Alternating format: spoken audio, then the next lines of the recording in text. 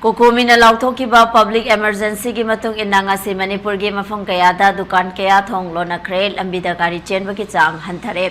matam sangna Manipur da chatharagliba irang matam khara safare haina leruraba matung chatliba tha asige amuk nauhongna na kuki militant singna drone bombing tawduna micham prajada landarakpadagi isa ngakthok chanaba COCOMI na public emergency asi ngarang laothokhibane hiramasi gi matangda ELITETV gi video journalist Portia amade reporter sana hemam dagi अखनबा पाउदम अमा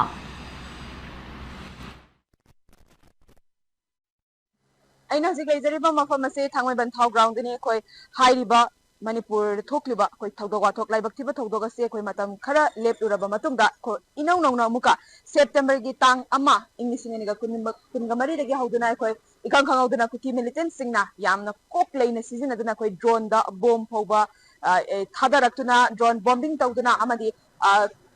मतिक मयाई कल्लबा कोई खुचुखलाई सिंग सिजनदुना कोई ward सिजनगदबा खुचुखलाई सिंग अमदी मखोई पोचै सिंग सिजनदुना कोई मैतै ताबा खुलसिंग समना हाबद चिंया चिंखोंग चिंया दा कौट्रुक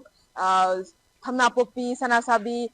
सुगनु अमदी मोइरांग चोंगलाउबी तोंगान तोंगान मफम असिदा कोई लांदारक्तुना मियोय क्यामा असि अना नंखरे अमदी असोगपन क्यामा सु नंखरे ngarang maktasu aikoi COCOMI na sindana India lengak amadi Manipur lengak na थोगलिबा थौदोग असिगे मतंग वाफम अमत पलक्तबगे मतंग पेंदबा नुंगाइतबा फोंदोक्तुना मियामगे ओइबा अपुनबा खोलाव लाउमिनसि सेंटर लेंगाकना वाफम अमत फोंदोक्तरबा अस हाइबसि लाइबक थिबनी अमदी कोई मियामगे लंथुम ngaकनि हाइना चंगलक्लिबा सेंट्रल फोर्स सिंग असिना मियामगे लंथुम ngaकना अदुमा कुकी मिलिटेंट सिंग लांदारकबदा येंगदुना लेबगी थवोंग यानिंगदे असम राइफल्स असि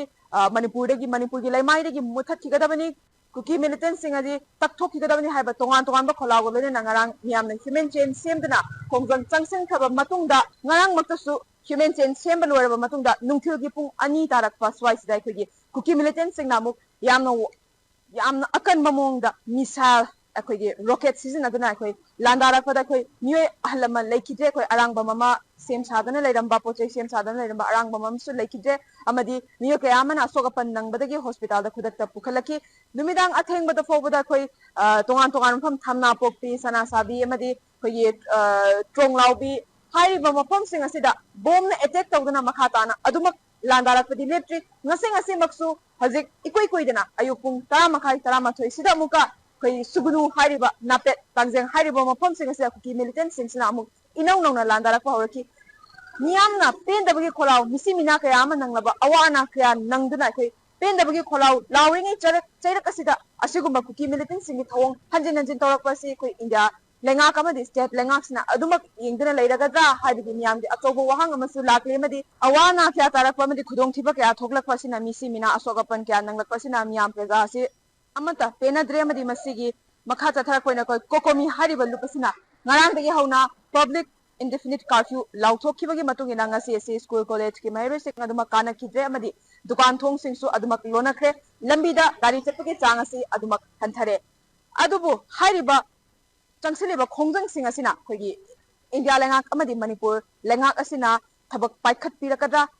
पाइखत पिरोइद्रा हाबिदि मियाम अदुमक ngaइबा तारी यिंगमिनबा तारी अदुबु मखाताना मिसि मिनासि अदुमक हेलक पतारगदि खोइ ममा ओइबि सिंगना खोइ हाइरिबा हानादगि सो हौदुना लाउदुना लापा करिगुम्बा इरांग असि लोइसिंदबा तारगदि खोइ जून 18 दा थोकिबा नुपि लांदा थोकिबा अदुगुमना ममा ओइबि थौना लेबा ममा ओइबि कया थोकलपना खोइ इरम दमसी कन्नबगी दमक्ता खोंजंग कयामा सेम साधना लेरे चंगसेननबा खोंजंग कयामा चंगसेननबा सेम साधना लेरे हाबिसि इमा आइबेलसिंगना अदुमक लाउदना लेरिबनी मखाताना सो अदुमक लाउरी अदुबु हाइरिबा थोगलिबा लानसी मखाताना अदुमक चथरक पतारगदी इमा आइबेलसिंगसु हौरक्तुना कोइ इरांग असि थोगलो ओइ खोंजंग चंगसिला ओइ हाइनिंगाइ लेते असिगुम्बा बन ब्लॉकेट कर्फ्यू कया आसिना कोइ महेरुइ सिंगी पुंसिदा तुंगी युम्बिरा लोयकदबा महेरुइ सिंगी पुंसिदि अदुमक चही अमा मांगबा मतम मांगबा था खरा चाहिए अदुमक महेरोइ सिंगी पुंसिदि अदुमक तांका कयादा मांग बाइब्स अदुमक थोकलगदबनी अदुना कोइ हाइरिबा मसिगी बन ब्लॉकेट कर्फ्यू सिंग असि तौदनबगी कोइ इंडिया लेंगाक अमदि स्टेट लेंगाकना अथुबा मतम थबक पाइखत पिरगदि मसिगुमा थौदो कया से थोकलोय अथुबा मतमदा कोइ इंडिया लेंगाक अमदि स्टेट लेंगाकना कुपना यंगसिनबिदना तौरिबा थोंग चथरिबा थोंग असि करिदगी तौरिबनो हाइबदु खुदक्ता यंगसिनबिगदबनी मखाताना खुदक्ता थबक पाइखत पिदना कोइ कुकी मिलिटेंट सिंगना afaba makagi khutsu kulai sing paiduna madi drone bombing tawduna tawrakliba kaya asi khudakta yengsing bigadabani haiba wafamsu tongan mafamgi miyam singna adumak phamlakpa wafam singni hiramasi matangda video journalist Porsha Galena Paudam Jaribi Sana Elite News Thangmiban